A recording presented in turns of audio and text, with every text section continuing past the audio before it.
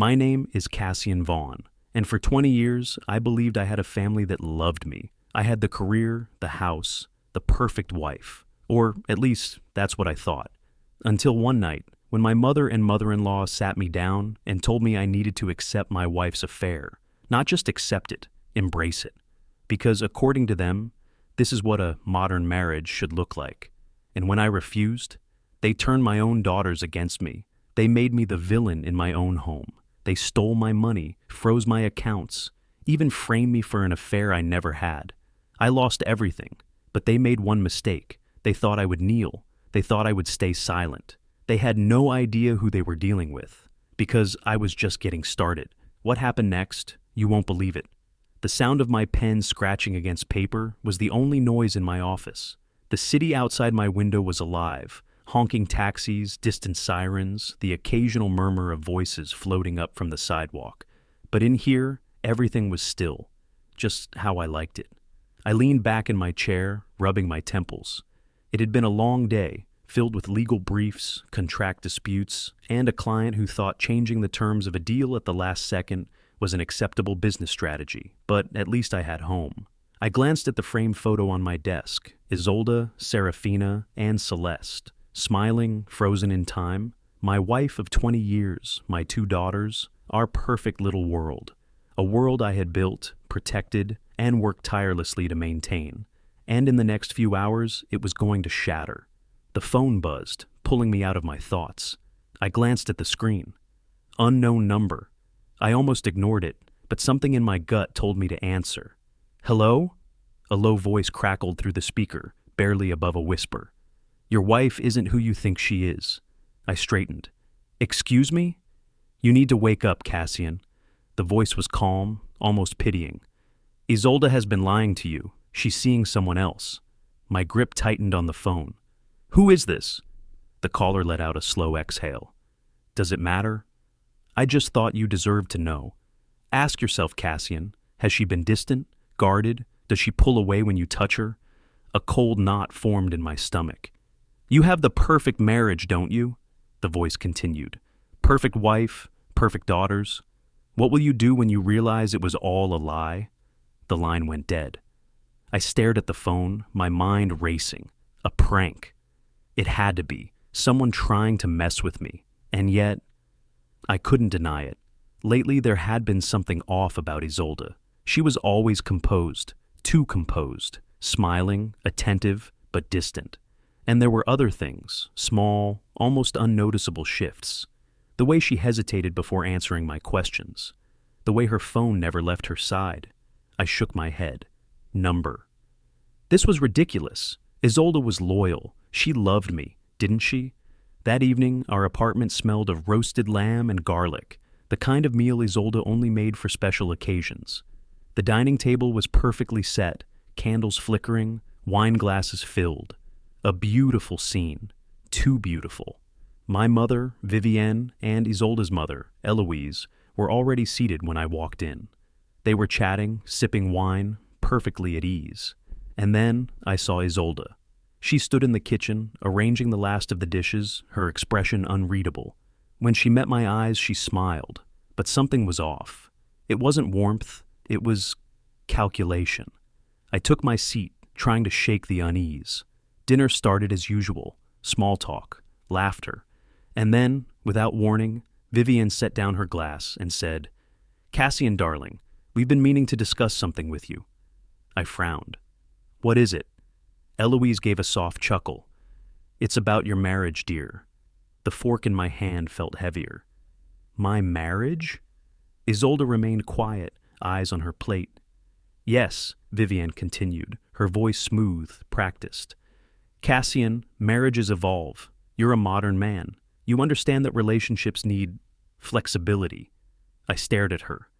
What are you talking about? Eloise tilted her head, as if I was the one being unreasonable. We're saying, Cassian, that it's time for you to accept reality. What reality? Vivienne's smile was almost sympathetic. That Isolde has found someone new. The air left my lungs. You can't be serious. Isolde set down her knife and finally looked at me. They're right, Cassian. Something inside me cracked. You expect me to... Accept this? My voice sounded foreign to my own ears. Eloise sighed as if I were a stubborn child. Cassian, don't be dramatic. This isn't a betrayal, it's an evolution. An evolution? My hands clenched under the table. So, you're telling me my wife is sleeping with another man and I'm just supposed to smile and pretend it's fine? It's best for all of us, Isolde said softly. All of us. The words rang in my ears, hollow and cruel. I pushed back from the table, my chair scraping loudly against the hardwood. My chest felt tight, anger boiling beneath my skin. I need some air, I muttered. No one stopped me. I stepped out onto the balcony, the cold Manhattan night biting against my skin. Below, the city continued as if nothing had changed, but everything had. I gripped the railing, trying to steady myself. They expected me to accept this. My wife, my daughters, my own mother. How long had they been planning this? How long had they been laughing behind my back, treating me like some fool too blind to see the truth? I had spent 20 years building this life, and now, in the span of a single evening, I had lost it. But I wasn't done yet. The streets of Manhattan stretched ahead, endless and indifferent. The air was sharp against my skin, but I barely felt it.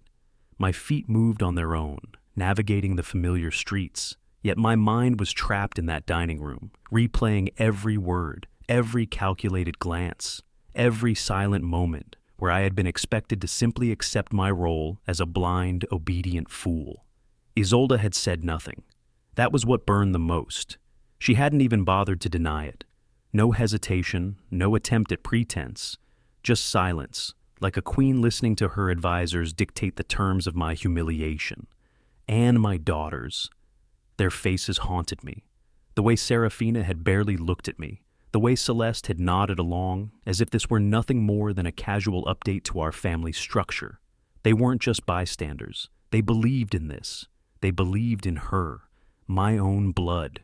I shoved my hands into my coat pockets, my breath coming out in sharp, uneven bursts.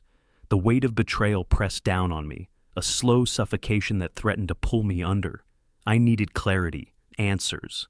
Something to make sense of how the life I had built was crumbling in a single night. I turned back, my footsteps heavier now. I needed to think, and there was only one place I could do that. The apartment was dark when I entered, the quiet suffocating. I moved through the space without turning on the lights, heading straight for my study. The familiar scent of leather and aged paper greeted me, a comforting contrast to the chaos outside that door. I sank into my chair, exhaling slowly. My desk was a mess, briefs, contracts, loose papers from cases I had been working on. A distraction. But that wasn't what I needed. I opened the drawer, reaching for a file I hadn't touched in years, a relic from my father's life, tucked away beneath layers of forgotten documents. My fingers brushed against the thick envelope, and as I pulled it out, dust scattered into the air. The seal was still intact, my father's precise handwriting marking the front. A letter. A warning. I hesitated, then tore it open. The pages inside were old, but meticulously kept. My father's words, written in the same measured tone I had grown up hearing, unfolded before me. Cassian, if you are reading this, then history has begun to repeat itself. You may not want to believe it, but trust me. Your mother is not the woman you think she is, and she never was. I gripped the paper tighter. I once believed, like you, that marriage was built on loyalty.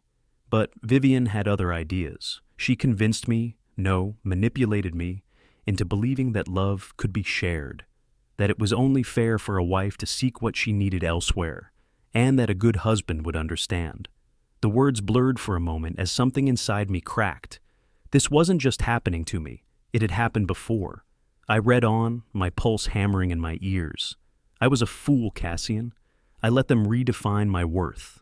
I watched as my home became a place I no longer recognized. And by the time I realized what was happening, it was too late. I don't know if you will ever face the same choice, but if you do, don't make the same mistake I did. Don't let them turn you into a man you don't recognize. A bitter taste filled my mouth. It had all been a game, a system. My mother had done to my father exactly what Isolde and Eloise were doing to me now. This wasn't about love. It was about control. I clenched my jaw, folding the letter carefully before placing it back in the drawer. If they thought I would just accept this, they were sorely mistaken. Voices drifted from upstairs, low and urgent. My daughters. I stepped out of my study, moving toward the staircase. Their words were hushed, but the meaning behind them was razor sharp. "He's overreacting," Serafina murmured. Celeste let out a small scoff. "He's just old-fashioned. He'll come around." "And if he doesn't?" A pause. Then Celeste's voice, softer but no less cruel. "Mom still deserves to be happy." Something inside me twisted, raw and unbearable. This wasn't just their mother's decision. This was my daughter's belief. To them, I was outdated. My value as a husband, a father, it was negotiable, disposable. I took a slow step back, retreating down the hall. There was nothing left to say, not to them, not tonight. Michael Sterling had been my best friend since law school. He was the one person I trusted in this city, the one who had stood by me through every battle, professional and personal. So, when I dialed his number, I expected reassurance, a lifeline. Instead, what I got was hesitation. "Jesus, Cassian," he exhaled, his tone cautious. "I was hoping you wouldn't call tonight." I stilled. "Why?" A long pause, then, finally, a sigh. "I knew, Cass. I've known for a while." My grip tightened around the phone. "You knew what?" Another pause. "About Isolde, about everything." The world tilted. "You knew," I said, my voice eerily calm, "and you didn't tell me?" "It wasn't my place," he said quickly. "And honestly, I thought—" "You thought what?" "That you'd figure it out on your own." A slow, hollow laugh escaped me. "You were my best friend, Michael." "I still am." I shook my head, even though he couldn't see me. "No, you're not." The silence stretched between us, heavy and final. And then I hung up. I sat in the darkness, my hands pressed against my temples. There was no one left, no wife, no daughters, no friends. I was alone. And yet, for the first time that night, I felt something different beneath the crushing weight of betrayal. A spark, a flicker of something cold and sharp. If they thought I would crumble, they were wrong. They thought I was defeated, but they had no idea. I was just getting started. Morning light filtered through the curtains, casting long shadows across the bedroom walls. I had barely slept, my mind running in circles, dissecting every conversation, every betrayal, every calculated move against me. I had spent my life building something real, my career, my family, my name, and now, in less than 24 hours, I was watching it all slip through my fingers. Not without a fight. I swung my legs over the side of the bed and sat there for a moment, grounding myself. The apartment was silent, the calm before the inevitable storm. Downstairs I could hear the faint sounds of plates clinking, chairs scraping against the hardwood floor. Life was moving forward, as if nothing had changed, but everything had. The breakfast table was an illusion of normalcy. Isolde sat in her usual seat, sipping her coffee, reading something on her tablet. Serafina and Celeste chatted about a show they had been watching, their voices light, unbothered. I stood there for a moment, watching them. The scene was so practiced, so effortlessly composed, that if I hadn't known better, I might have believed it. Might have believed that my wife wasn't sleeping with another man, that my daughters weren't conspiring against me, that my mother hadn't paved the way for my destruction years before I ever saw it coming. I took my seat, my movements slow, controlled. They barely acknowledged me. For the first time, I felt like a stranger in my own home. The coffee was bitter on my tongue. My phone buzzed, breaking the silence. I pulled it out, expecting a client, a colleague, some semblance of normal life. Instead, it was a message. "Cassian, I don't know what's happening, but you should check the forums. Call me." It was from an old law school friend, someone I hadn't spoken to in months. A sinking feeling settled in my gut. I tapped on the link he sent, and within seconds, I understood. They weren't just dismantling my marriage, they were coming for my reputation. My name was being dragged through the mud on legal discussion boards, my character picked apart by people who didn't even know me. Rumors, lies. Cassian Vaughn is unstable. He's been aggressive at work lately, unhinged. I heard he's losing clients left and right. Something's going on behind closed doors. It was spreading. I scrolled through the comments, my chest tightening with each word. This wasn't a mistake. This wasn't gossip. This was intentional. I took a slow breath, locking my phone screen. Isolde hadn't moved, her expression unreadable as she scrolled through her tablet. "Something wrong, Cassian?" she asked without looking up. I stared at her. She already knew. I closed my office door behind me, inhaling deeply before logging into my banking accounts. The second I saw the numbers, my stomach turned to ice. My access had been restricted, the joint accounts frozen. My name still attached but flagged. Large transfers had already been made, legally sound but strategically placed, limiting what I could touch. Isolde had been planning this for a long time. She was isolating me, cutting off my resources. I stormed into the living room, my voice sharp.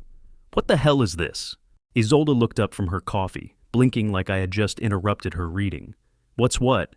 "You know exactly what I'm talking about," I snapped, holding up my phone.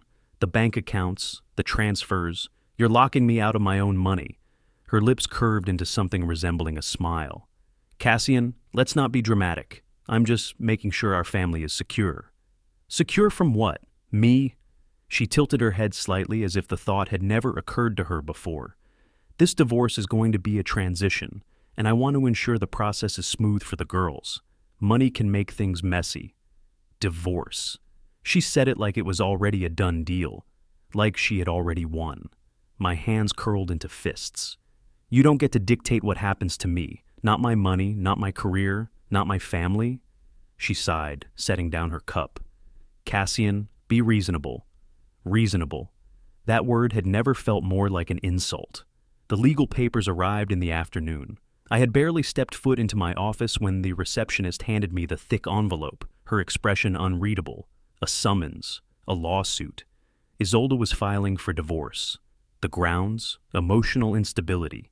The claim, Cassian Vaughn is not fit to manage finances or maintain full parental rights. I flipped through the pages, bile rising in my throat. Every line had been carefully crafted, designed to paint me as someone I wasn't. She wasn't just leaving me, she was trying to erase me. I placed the papers on my desk, staring at them for a long moment, and then I laughed. A hollow, bitter sound. They thought they could take everything from me, my wife, my daughters, my career, my name. They thought I would accept it. They thought I would fall in line, like my father had. They were wrong. I wasn't fighting for my marriage anymore. I was fighting for survival. The city pulsed outside my office window, a constant rhythm of life moving forward, indifferent to my downfall. My hands tightened around the divorce papers still sitting on my desk, the weight of them suffocating. I had spent years controlling the narrative in courtrooms, shaping reality with well-placed words and airtight arguments. Now, I was the one losing control. But I wasn't going to lose. A sharp knock on my office door pulled me out of my thoughts. I frowned. I wasn't expecting anyone. "Come in," I called, straightening. The door cracked open, and a woman stepped inside. Anna Duval. I barely knew her, an assistant at one of the firms I occasionally worked with. Her hands trembled as she clutched the strap of her purse. "I shouldn't be here," she whispered. I narrowed my eyes. "Then why are you—" She hesitated, her gaze darting toward the hallway as if expecting someone to burst in after her. And then she said something that made my stomach drop. "Isolde paid me to set you up." The air in the room seemed to thin. Anna swallowed hard, her voice barely above a whisper. "She had me plant evidence, messages, transactions, things that could be used against you. At first I thought it was just a messy divorce, but then I realized she wasn't just trying to leave you, she was trying to destroy you." My fingers curled into fists. "Why are you telling me this now?" My voice was low, controlled. Her eyes darted toward the door again. "Because I'm scared. I thought I was just helping her secure custody, but this is something else. I overheard something last night." She hesitated, lowering her voice further. "They're making sure you have nothing left, Cassian. No career, no credibility, no money. And if you fight back, they'll take even more." Something cold settled in my chest. It was bigger than I had imagined.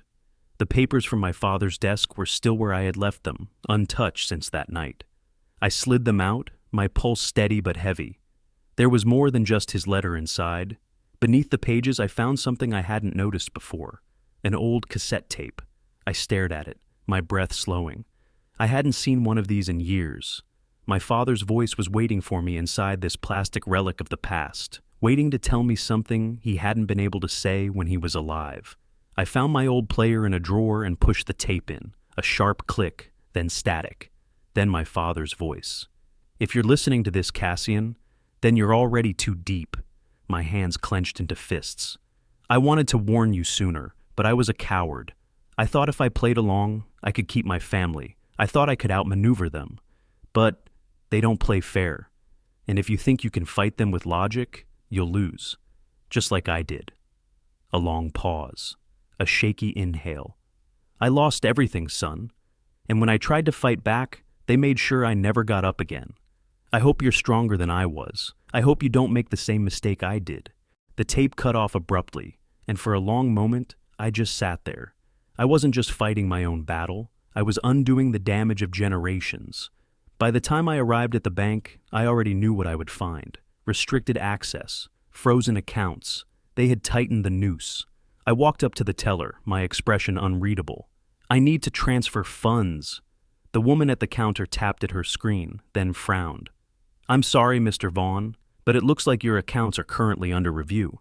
"Under review?" My voice was calm, but the storm inside me raged. "Yes, sir. There are pending legal actions that have flagged the accounts. I suggest speaking with your legal team." Legal actions. They were treating me like a criminal. I turned and left without another word. Outside, the cold wind hit my face, but it did nothing to cool the anger burning through me. They weren't just trying to strip me of my assets. They were making sure I couldn't rebuild. They wanted me powerless. The house was too quiet when I stepped inside. I knew immediately that I wasn't alone. Vivienne and Isolde sat in the living room, their postures relaxed, their hands wrapped around steaming cups of tea. They were waiting for me. "Long day?" Vivienne asked smoothly, setting her cup down. I didn't answer. Isolde tilted her head, her expression unreadable. "Cassian, it's time for you to stop fighting and accept reality." My jaw tightened. "Reality?" She sighed, as if speaking to a child who just wouldn't listen. "We've been patient. We've given you time to process this, but dragging it out isn't helping anyone." I stared at her. "You mean it isn't helping you?" Vivienne smiled, leaning forward. "Cassian, we're trying to help you." Help. That was their version of help. Destroying my name, cutting me off from my own finances, poisoning my daughters against me. They thought they had already won. That was their mistake. I set my briefcase down slowly, exhaling through my nose. My fingers flexed at my sides, forcing control over the rage coiling in my chest. They thought I was done. They thought I was out of moves, but they had underestimated me. I looked between them, memorizing their faces, their confidence, their certainty. And then I smiled. They didn't know what was coming. The house had fallen into silence. Not the peaceful kind, the kind that lurked before a storm. I moved through the dimly lit hallway, my steps careful, controlled. The conversation I had just endured with Isolde and Vivienne still echoed in my mind, their smug certainty settling in my gut like poison. They thought they had me, that I was too blind, too weak to fight back. They were wrong. I reached the bedroom, but didn't sleep. My mind was racing, dissecting every move, every lie, every opening they had left exposed. Then, in the dead of night, I heard it. A voice, low, urgent. I pushed myself up, listening. "Mark is getting impatient." Isolde's voice was hushed but sharp. "He wants me to end it completely." A pause. Then Vivienne's voice, calm and certain. "He'll give up soon. He doesn't have a choice." I went still. So, this wasn't just about the affair. Mark wasn't just some fling. He was the next step. I clenched my jaw, breathing through the sudden flood of rage. They weren't just dismantling my life. They were replacing me. But not yet. I turned, slipping out of bed, careful not to make a sound. I had heard enough. And now, it was my turn. Victor Landon leaned back in his chair, watching me carefully. "You're telling me," he said slowly, "that your wife, her mother, and your own mother have orchestrated a full-scale attack to dismantle your life?" I exhaled through my nose. "That's exactly what I'm telling you." Victor let out a low whistle. "Damn, Cass, you sure know how to pick them." I didn't respond. Victor had been a lawyer once, a damn good one. But he had left the game years ago, turning his skills towards something far more useful. Private investigations. I slid a folder across the table. This is everything I have on Isolde's financial movements. She's been shifting money for months, rerouting funds through secondary accounts under shell corporations. Victor flipped through the papers, his expression shifting from curiosity to interest. "They're planning to cut you off completely," he muttered, shaking his head. "You said Mark is more than just a fling?" "He's the future. I'm the past." Victor smirked. "Then let's make sure they have no future to look forward to." Vivian Mercer was a woman of status, respected, wealthy, powerful, and corrupt. Victor's investigation moved quickly. Within hours, he found what I was looking for: hidden financial deals, unreported offshore accounts, and transactions that reeked of fraudulent activity. It was perfect. That night, I drafted the email carefully, short, direct, and lethal. The recipient? A high-profile journalist with a reputation for exposing financial crimes. Attached, every damning document I had on Vivian Mercer. I hit send. Then I sat back and waited. The first crack in their foundation came fast.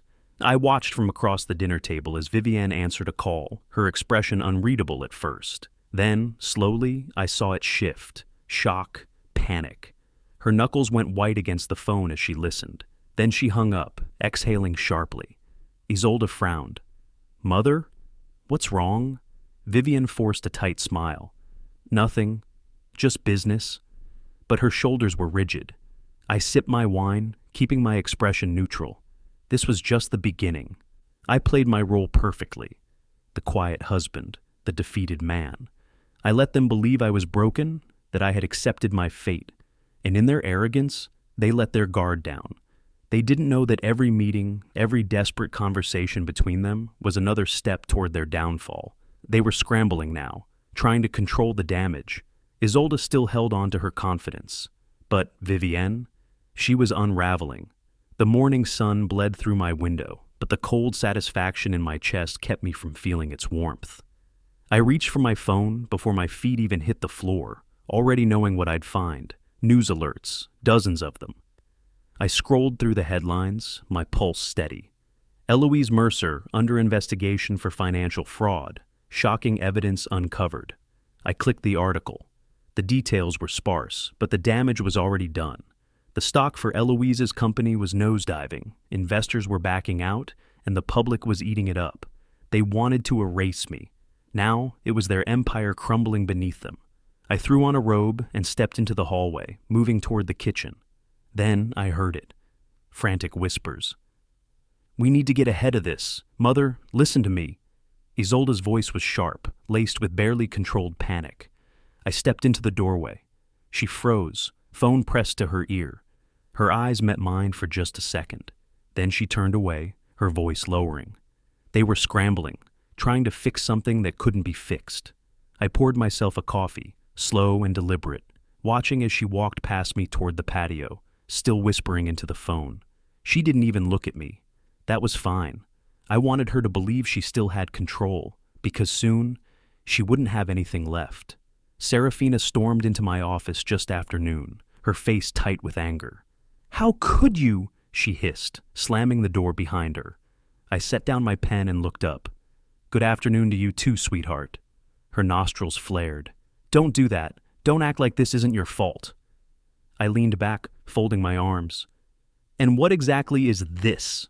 She scoffed, pacing. "Mom and Grandma are trying to hold everything together, and you—" She stopped, shaking her head. "You always said family comes first, but now you're the one tearing it apart." I exhaled slowly. "You think I'm the one tearing it apart?" My voice was calm, measured. "You don't even know what's been happening behind the scenes, Serafina." She glared at me. "No, Dad. You're the one who doesn't see. You're so obsessed with being right that you don't care who you hurt." Her words hit like a dull blade, slow, dragging, but cutting all the same. "I care," I said quietly. "More than you know." She scoffed again, shaking her head as she turned toward the door. "You'll understand one day," I said, my voice steady. "When the lies unravel, when the truth comes out, you'll see what I see." She hesitated, just for a second. Then she walked out. And it took everything in me not to call after her. The text came just before sunset. "We need to talk. I can help." A number I didn't recognize. I stared at it, my mind racing. Then another message. "It's Anna." I exhaled slowly. I wasn't expecting her to reach out, but I wasn't about to ignore it. Anna Duval sat in the farthest corner of the cafe, her fingers wrapped tightly around a cup of coffee that had long since gone cold. Her hands shook. I slid into the seat across from her, waiting. For a long moment, she said nothing. Then she pulled something from her bag, a small flash drive. She slid it across the table. "This has everything," she whispered. "Emails, transactions, recordings." I picked it up, turning it over between my fingers. Her voice was quieter now, almost regretful. "I was part of this. I helped them set you up, but I didn't know how far they were going to take it." I met her eyes. "And now you're here," she swallowed. "Because I don't want to be a part of this anymore." For the first time in weeks, I felt something close to relief. Not because I trusted her, but because now I had proof. Back at my office, I plugged in the flash drive. The screen lit up, folder after folder appearing before me. Emails, financial transactions, phone call recordings. My name was in all of them. I read through the first set of messages, my pulse steady. Cassian will never see this coming. Once the finances are locked down, he won't have a choice but to agree to everything. If he resists, we'll make sure he has nothing left. I leaned back in my chair, fingers flexing against the armrests. It was all here. Every dirty little secret, every betrayal, every move they made to break me. They thought they were untouchable. They were wrong. I poured myself a drink, staring at the city skyline. Behind me, my computer screen was still illuminated, a silent witness to everything I had just uncovered. Then my phone buzzed. "Victor, tomorrow we drop the hammer." I exhaled, feeling the weight of everything settle in my chest. They had spent months trying to ruin me. Tomorrow, I would end them. Morning broke with a quiet stillness, but inside me, the storm raged on. I sat in my office, my fingers drumming against the desk as my financial consultant, Malcolm Reyes, adjusted his tie nervously. He avoided eye contact, shuffling through the paperwork he had just handed me. "Every attempt to access your personal assets has been denied, Mr. Vaughn," he finally said, his voice careful. "All transactions have been frozen under joint authorization. Your wife, well, she's ensured you can't move anything without her approval." I inhaled slowly, nodding as if I was processing the full weight of his words. Then, with a sharp exhale, I slammed my fist against the desk. Malcolm flinched. "She took everything," I muttered, my voice just loud enough for his assistant outside to hear. "They actually took everything." I could almost feel the message spreading, whispers moving through the law firm, carrying the news back to the people who were waiting for my surrender. Good. Let them think I was broken. I stood, running a hand down my face as if in frustration. "Thank you, Malcolm. I'll figure something out." I didn't wait for his response. I walked out of the office, making sure my shoulders sagged, my movements slow. They needed to see a defeated man, because that was the only way they'd let their guard down. That night, I sat alone in the living room, a whiskey glass in my hand, half empty. The fire flickered in the hearth, casting shadows across the walls. I heard the soft click of heels against the floor before I saw her. Isolde. She leaned against the doorway, arms crossed, a small smirk tugging at her lips. "You're drinking more these days," she mused, tilting her head. I exhaled, letting my gaze drop to the amber liquid in my glass. "Maybe you were right." She stilled. I let the words settle between us before letting out a humorless chuckle. "Maybe fighting this is pointless. Maybe I should just accept it." I saw it then, the shift in her expression, the way her lips twitched upward, how the tension in her shoulders eased. She thought she had won. She pulled her phone from her pocket, fingers moving quickly. I already knew who she was texting. Vivienne? I didn't need to see the message to know what it said. "He's finally coming around." I took another slow sip of whiskey, keeping my eyes on the flames. She had no idea she had just walked into my trap. The next morning, I met Victor at our usual spot, a quiet cafe tucked into the Lower East Side. He leaned back in his chair, stirring his coffee with deliberate laziness. "So," he said, taking a sip, "when do we drop the bomb?" I slid the flash drive across the table. "Not yet." Victor raised a brow. "Not yet?" I shook my head. "Let them feel safe first. Let them think they have me completely under control." Victor smirked, tucking the drive into his pocket. "You're a patient man, Vaughn." I picked up my own cup, staring into the dark liquid. I have to be, because when I struck, it would be absolute. Days passed, and I played my part perfectly. I let Isolde believe I was unraveling, let Vivian think she had orchestrated the perfect takedown. Isolde started leaving the house more frequently, her schedule conveniently aligning with Mark's. Vivian, now emboldened by my supposed surrender, was starting to boast about their success to her close circle. I said nothing, just smiled, because the moment people started bragging, they started making mistakes, and I was waiting for mine. It came late one night. I had stepped out onto the balcony for fresh air when I heard them. Isolde's voice, hushed but urgent. "Not yet. He still has to sign off on some final documents." My blood ran cold. Mark's voice followed, laced with impatience. "He's weak. It's time to move forward." I smirked to myself. There it was. They still needed something from me, and that would be their mistake.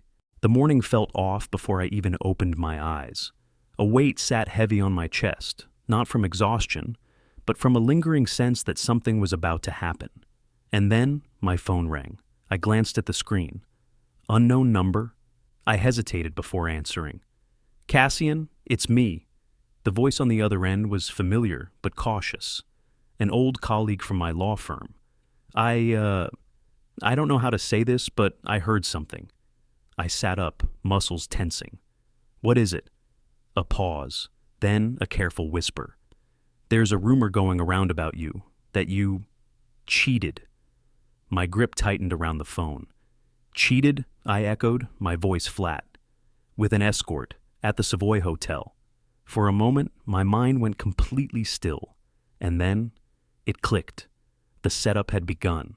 That night, I barely had time to pour myself a drink before Isolde stormed into the living room. She held a folder in her hand, gripping it so tightly her knuckles turned white.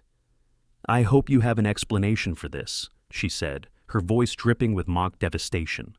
I set my glass down, already tired of whatever performance she was about to give. She threw the folder onto the coffee table. Photographs spilled out. I stared at them, keeping my expression unreadable. There I was, standing outside the Savoy Hotel, alone, and then the next image. Me at the bar, sitting beside a woman I had never seen before. The final image, a blurred shot of her entering an elevator. The timestamp? 2 minutes after I had supposedly walked in. I looked up, meeting Isolde's expectant gaze. "You're quiet," she taunted. "What, no defense, no excuses? After all this time, after everything I put up with, you do this to me?" I almost laughed. The irony was suffocating. I leaned back against the couch. "And let me guess, you just happened to stumble across these pictures?" She tilted her head, pretending to look hurt. "A friend sent them to me. People talk, Cassian. People talk. More like you planted this." I exhaled through my nose, pretending to be stunned. I don't know what to say." Her smirk was barely hidden beneath her faux disappointment. "Say nothing. Just know that Serafina and Celeste have already seen them." I clenched my jaw. That was the real play, not just to smear me professionally, but to destroy me in the eyes of my daughters. "Do they know everything about you, Isolde?" I asked, voice measured. "Or just the version you fed them?"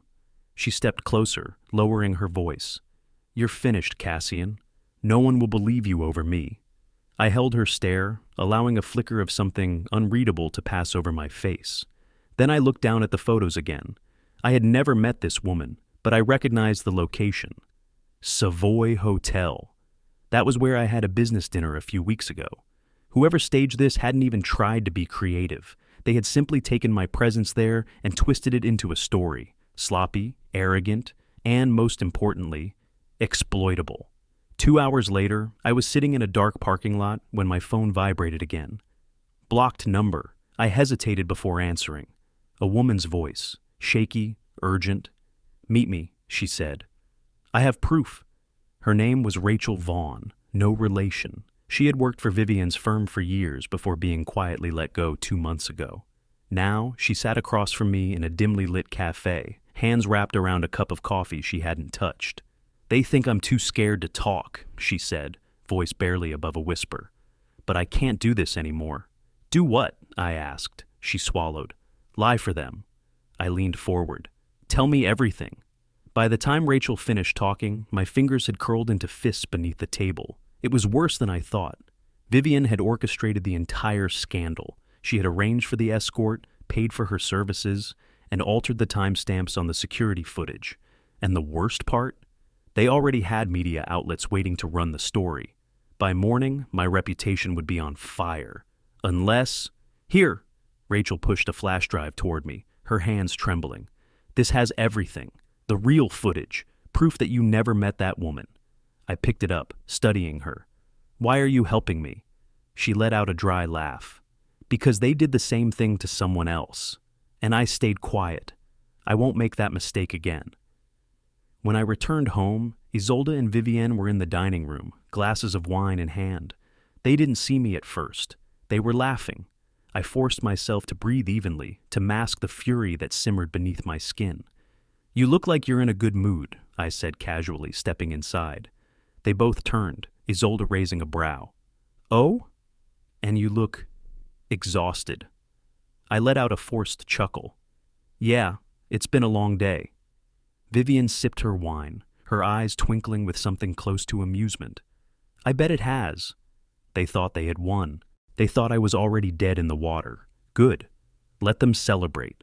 Because soon, very soon, there wouldn't be anything left for them to toast to. Later that night, I sat alone in my office, staring at the flash drive. Then I picked up my phone and dialed Victor. The moment he answered, I said, "We're done waiting. It's time to expose everything." A pause, then a slow chuckle. "About time." I leaned back in my chair, watching the city lights outside my window. They had tried to bury me. Now, I was going to burn them to the ground.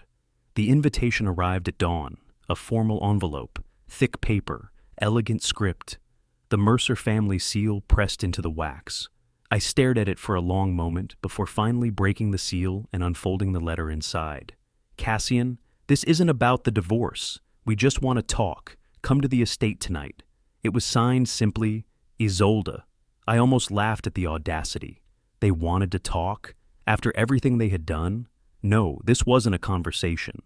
It was a stage, a performance, a trap. And I was going to walk right into it. The Mercer estate was lit like a grand event by the time I arrived. Golden chandeliers glowed through tall windows. Uniformed staff waited at the entrance, ready to take coats and offer champagne.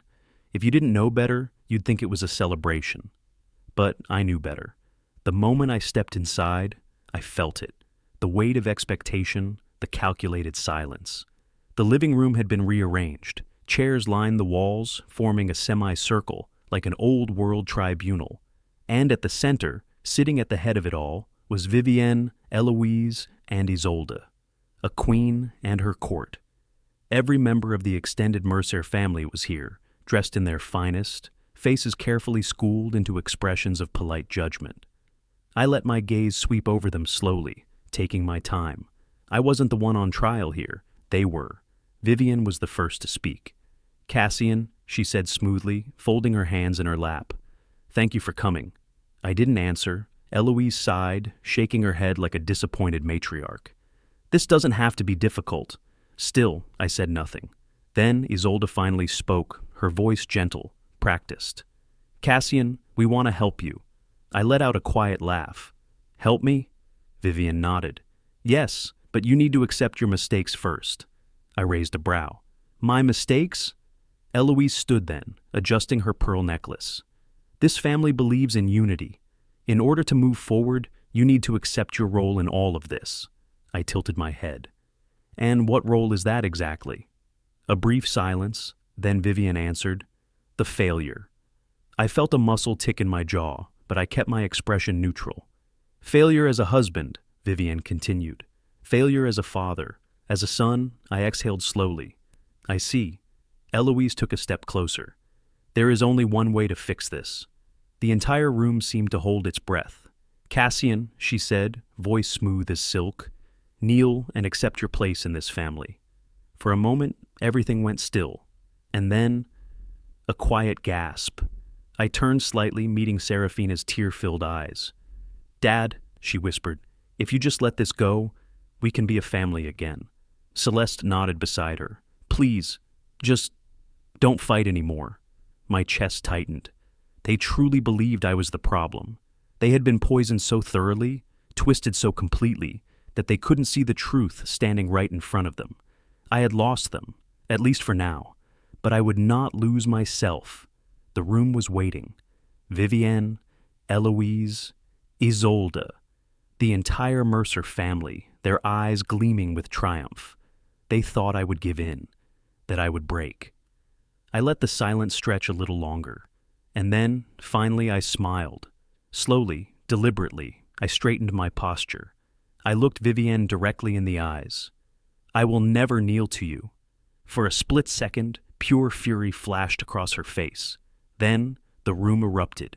People shifted, voices rose, outrage spilling in every direction. I barely heard them.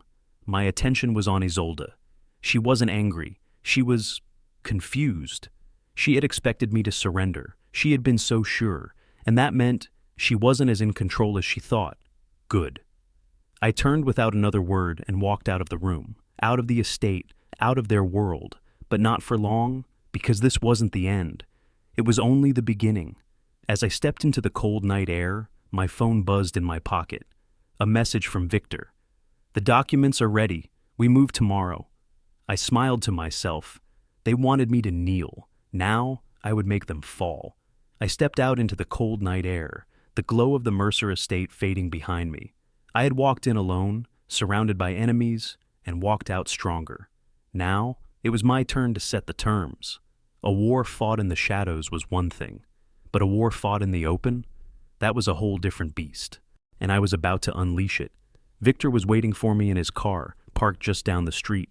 He didn't say a word as I slid into the passenger seat, just reached into the back seat, pulled out a thick folder, and handed it over. The final pieces, he murmured. I flipped through the pages, bank transfers, emails, a breakdown of real estate moves tied to shell companies under Isolde's name, and at the very bottom, a flash drive. Victor tapped a finger against it. That, he said, is the kill shot. The next morning, I sat at my desk, the city skyline stretching beyond my office windows. The Mercer family had spent years cultivating power through careful deception, balancing wealth, reputation, and control with surgical precision. But deception always carried a weakness, the truth. And now, I had it. I plugged in the flash drive. The file name was simple, November Recording. I clicked play. Then I sat back and listened, and I smiled. The video went live at exactly 12 p.m. No news anchors, no commentary, no distractions, just the raw, unfiltered truth. Isolde's voice came first. I mean, what's he going to do? He's already lost. He's too proud to beg. But let's be real. He doesn't have a choice. A soft chuckle. Vivienne.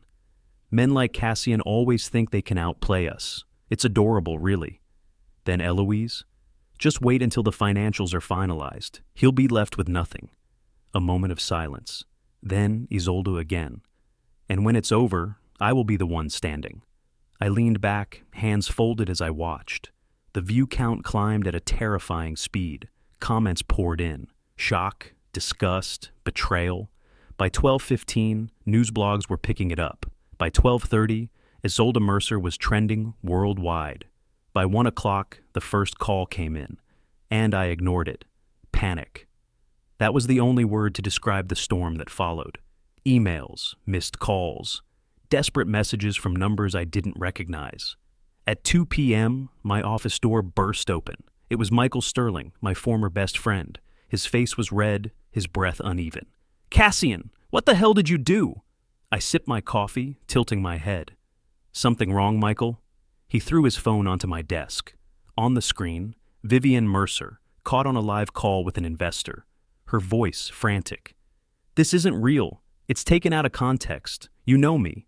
I shrugged. Seems pretty real to me. Michael dragged a hand down his face. Jesus Christ, you don't understand what you've started. I smiled.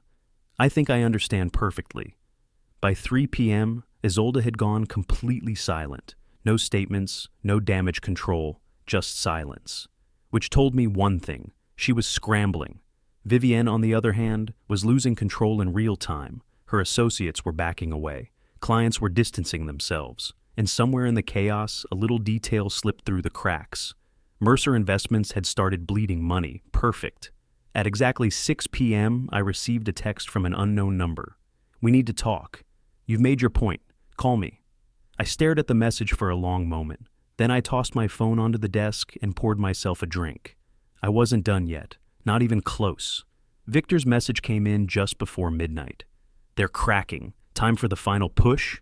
I smirked, swirling the whiskey in my glass. Not yet. Let them sweat. Let them wonder. Because tomorrow, I was going to bury them. The morning sun bled through my office windows, casting a cold glow across the scattered papers on my desk. The city outside buzzed like it always did. Indifferent, ruthless, fast-moving. But inside these walls, I sat in absolute stillness, watching, waiting. They had spent years making me the fool. Now, the world was seeing the truth. And the best part? I wasn't even finished yet. The first real crack came at exactly 9:12 a.m. A news alert flashed across my phone. Isolde Mercer under fire. University considering termination? I smirked. That was quick. Within minutes, my inbox flooded with updates. Former colleagues distancing themselves. Students openly condemning her. A growing movement demanding she be removed from her position. For years, Isolde had built a reputation of prestige, an advocate for ethics, a champion of justice. Now, that illusion was shattering, and I didn't feel a single ounce of sympathy. By noon, the full fallout was impossible to contain. Vivienne and Eloise moved like cornered rats, frantically working their contacts, trying to control the narrative. I expected it. I had counted on it. Then, right on schedule, the first attempt to negotiate arrived. A text from an unknown number. Name your price. Take the video down. We'll make the divorce easy. I barked out a laugh, tossing my phone onto the desk. They still thought this was about money. Idiots! The first call from Isolde came at 2:37 p.m. I ignored it. The second came at 2:45, and the third, and the fourth. By the time the fifth rang, I knew she wouldn't stop, so I let it go to voicemail. A minute later, the notification popped up. I pressed play, then leaned back in my chair, listening. Her voice was breathless, on the edge of breaking. Cassian, please. I know you're angry. I know I hurt you. But this isn't just hurting me. It's hurting Serafina. Celeste. Please, talk to me. Just once. My jaw clenched. I played it again and again. She wasn't sorry. She wasn't asking for forgiveness. She was asking me to stop. Not because she regretted anything, but because she was losing. I deleted the voicemail without another thought. The knock on my office door came at 4:12 p.m. I already knew who it was before I even looked up, and I almost laughed. She stood there, framed by the doorway, disheveled, eyes hollow, nothing like the polished woman I had known. Isolde Mercer was finally breaking. For a long moment, we just stared at each other. Then she spoke. You've made your point, Cassian. Her voice wavered, barely above a whisper. Stop this. I exhaled slowly, taking my time as I leaned forward, elbows resting on the desk. Then I gave her the only response she deserved. I stopped the moment you decided to betray me. She flinched. For the first time, she looked truly afraid. That night, just as I was pouring myself a drink, my phone buzzed. Serafina. I hesitated for half a second before answering. Her voice was quiet, shaky. Dad? A pause, then, barely above a whisper, is it true? Everything in that recording? My throat tightened. She still wasn't ready to believe it. She wanted me to tell her it was all some horrible mistake, a misunderstanding, something, anything that would make this easier. But I wouldn't lie. I couldn't. So I simply said, it's worse than you think. A long silence stretched between us. Then, a single sniffle. Okay, she whispered, voice breaking. Okay. She hung up, and for the first time since this war started, I felt something crack inside me too. By midnight, another message from Victor. They're out of moves. It's over. I stared at the screen. Then, slowly, I shook my head. Number? It wasn't over. Not yet, because there was still one more enemy left. Vivian Mercer. And she was about to learn. No one walks away from this untouched. The morning was eerily quiet. A stillness settled over the city, like the deep inhale before a violent storm. I sat in my office, staring at my computer screen. The final piece of evidence was right in front of me. Vivian Mercer had spent decades building an empire of deceit, manipulating, controlling, destroying anyone who dared stand against her. Today, that empire would crumble. With a single click, I sent the files into the world. And then, I waited. The explosion hit faster than I expected. News outlets picked up the story immediately. Social media flooded with scandalous headlines. Vivian Mercer's fraudulent empire exposed. Mercer matriarch caught in decades of manipulation. The woman behind the fall of her own family. People who once sang her praises now turned against her. Business associates scrambled to distance themselves. Even former friends, those who benefited from her power, suddenly had nothing but condemnation for her actions. She had ruled through fear and control, and now she had lost both. By noon, I knew she would come. Vivian never accepted defeat. She would fight, claw, and manipulate her way out of this, if she thought she still had a chance. The knock on my office door was sharp, deliberate. I didn't even look up. "Come in." The door swung open, and Vivian stormed inside. Her usual perfect composure was gone. Her hair was slightly disheveled, her tailored coat draped over her shoulders like an afterthought. But the biggest change, the raw desperation in her eyes. "How dare you!" she hissed. I slowly leaned back in my chair, clasping my hands together. "Did you think I wouldn't?" I asked, my voice eerily calm. She slammed her hands against my desk, voice shaking with rage. "You ungrateful little... After everything I've done for you? After everything I built?" I tilted my head. "No, Vivian, after everything you took." Her lips pressed into a thin line. "You don't understand what you've done," she spat. "Oh, I understand perfectly," I said smoothly. "For the first time in my life, I see you clearly. You never cared about me. You only cared about controlling me." Her nostrils flared. "I raised you." I shook my head. "Number you trained me, molded me into what suited your agenda. You were never my mother, Vivian. You were my warden." The words hit her like a slap. For the first time, Vivian Mercer looked small, powerless, alone. She took a shaky breath, gripping the edge of my desk as if it was the only thing keeping her upright. "You're making a mistake, Cassian," she whispered. I exhaled, standing up. "Number. The mistake was ever letting you control me in the first place. I thought that would be the last of it. I thought Vivian was the final ghost to exorcise. But later that evening, I got an unexpected visitor. Isolde. She stood at my doorstep, hands trembling, eyes hollow. I studied her for a long moment before stepping aside. She walked in without a word, but the weight of unspoken truths filled the space between us. After a long silence, she finally spoke. "We don't have to keep fighting, Cassian." Her voice was quiet, careful. "We can still end this with dignity." Dignity. I almost laughed. I turned to face her fully, arms crossed. "You lost your dignity the moment you tried to erase me." She flinched. For once she had nothing to say. She knew. This was the end. There was no truce, no salvation. Only the wreckage of what she had done. I walked away that night, feeling something I hadn't in a long time. Peace. Not victory, not triumph. Just the simple, quiet knowledge that I had finally reclaimed my life. I wasn't the man who blindly trusted anymore. I wasn't the fool they once manipulated. I was free. The next morning, as I packed up my office, my phone buzzed. A message from Victor. "The Mercers are finished. We did it." I exhaled slowly, staring out at the city skyline. Yes, it was over. Almost. Because there was still one last thing left to do. And it would be my choice, not theirs. The war was almost over. Almost. There was just one last battle to fight. And I intended to end it. Eloise Mercer was desperate. The empire she helped build, layer by layer, lie by lie, was crumbling around her. I had taken away her power, her money, her influence. But she wasn't done fighting, not yet. She still thought she could win. The lawsuit came early that morning. A last-ditch attempt at control, defamation, harassment, malicious intent. Eloise threw every charge she could at me. She thought I would be afraid. She thought I would back down. She was wrong. By noon, my legal team had responded. Every accusation was dismantled, every claim proven false. And then, the real bomb dropped.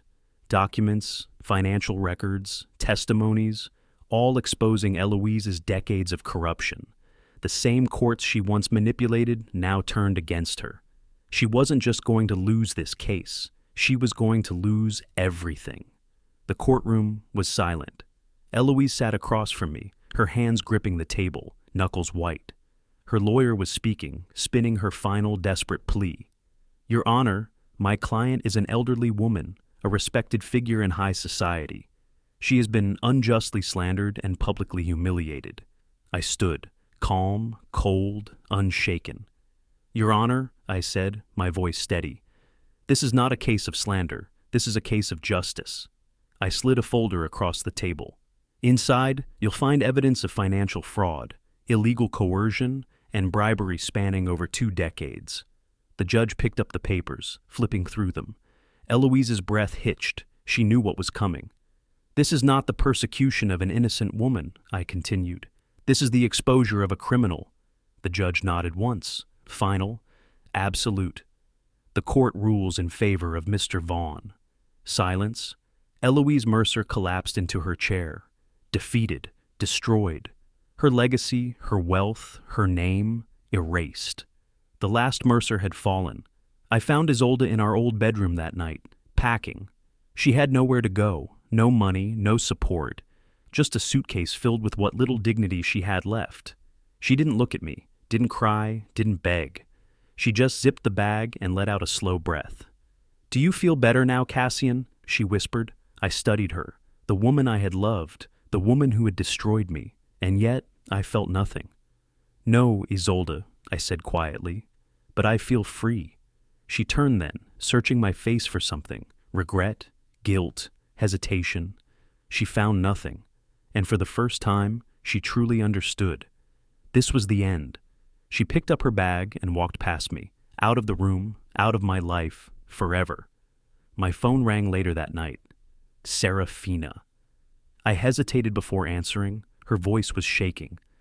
"Dad, I didn't know. I didn't understand." Pain laced every word. I closed my eyes, gripping the phone tightly.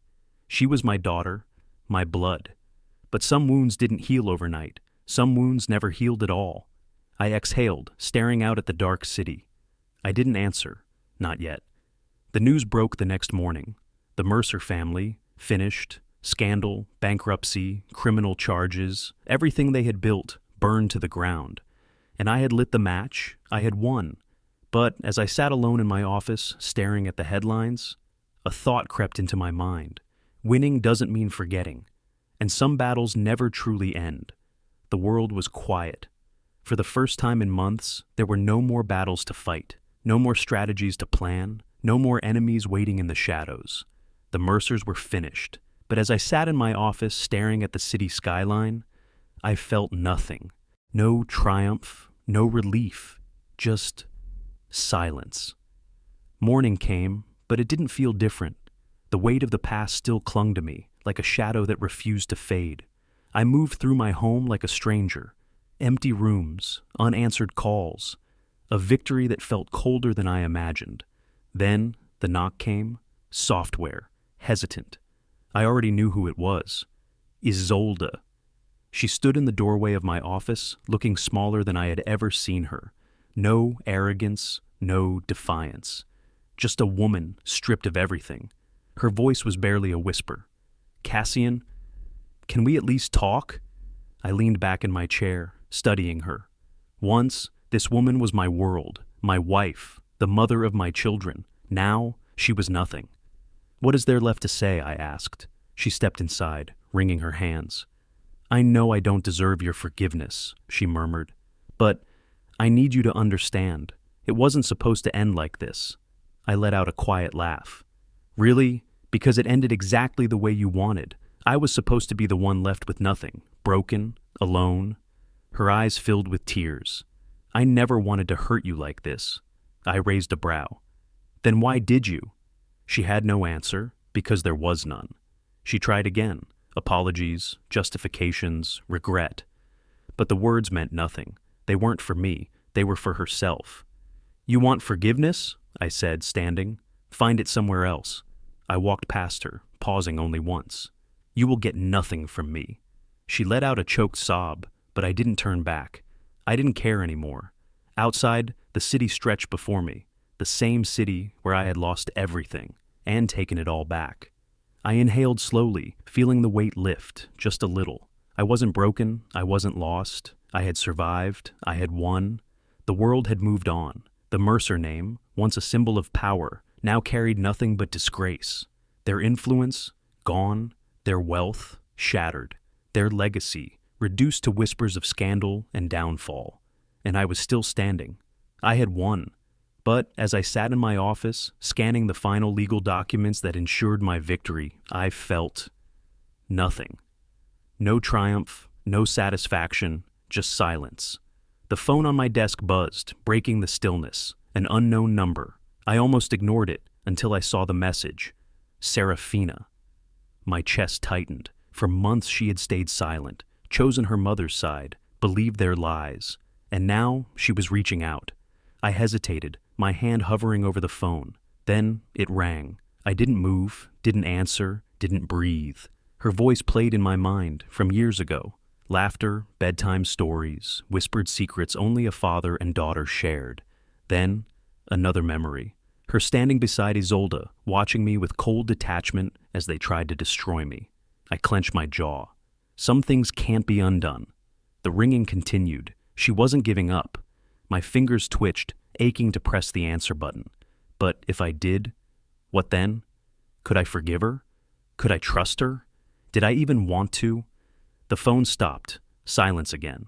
I exhaled slowly, staring at the dark screen. She had made her choice months ago. And now, I had to make mine.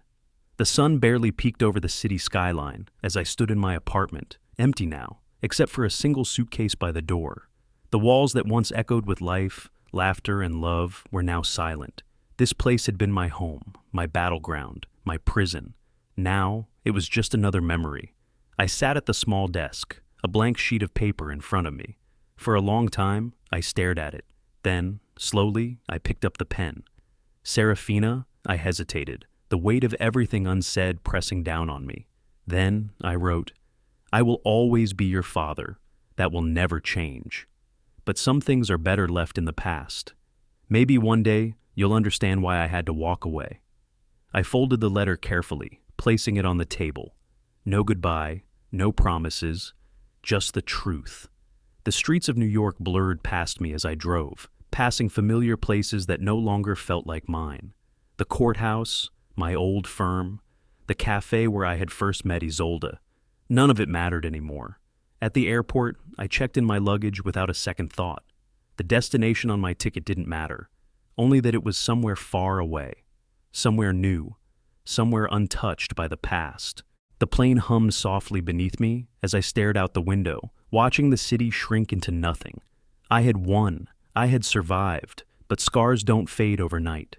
I exhaled slowly, letting the weight of everything settle. No hatred remained, no vengeance, but no reconciliation either. Some doors, once closed, should never be opened again, and I was finally ready to walk through a new one. Life doesn't always give us the closure we want. Sometimes winning isn't about getting justice. It's about finding the strength to walk away. I lost everything, but in losing, I found myself. No hatred, no regret. Just the quiet acceptance that some things are better left behind. Because in the end, true power isn't in revenge. It's in knowing when to let go. If my story resonated with you, subscribe for more. Because life isn't about what breaks us. It's about how we rise.